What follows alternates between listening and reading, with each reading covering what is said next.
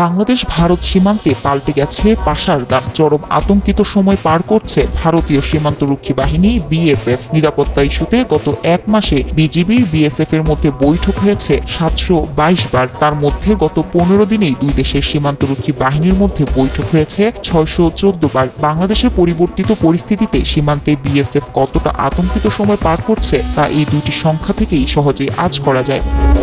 বাংলাদেশের ছাত্র জনতার আন্দোলনের মুখে শেখ হাসিনা সরকারের পতনের পর থেকেই প্রতিবেশী দুই দেশের সীমান্তে উত্তেজনা বাড়তে থাকে। ভারতে অবৈধ অনুপ্রবেশ ঠেকানোর অনুরোধের পাশাপাশি বাংলাদেশ ভারতের মধ্যকার 4096 কিলোমিটার আন্তর্জাতিক সীমানা নিরাপত্তা নিশ্চিত করার প্রতিশ্রুতিও দিয়েছে বিএসএফ। ভারতীয় সংবাদ মাধ্যম দ্য হিন্দুর এক প্রতিবেদনে এমন তথ্য উঠে এসেছে। এদিকে দুর্বল সীমান্ত পয়েন্টগুলোতে শুধু গত এক মাসেই একযোগে এখন পর্যন্ত 1367টি সমন্বিত টহল পরিচালনা করেছে দুই দেশের সীমান্তরক্ষী বাহিনী। এছাড়া সার্বক্ষণিক যোগাযোগ রক্ষার পাশাপাশি বাস্তব সময়ের ভিত্তিতে বিভিন্ন অপারেশনাল তথ্য আদান প্রদান করার কথা জানিয়েছে বিএসএফ।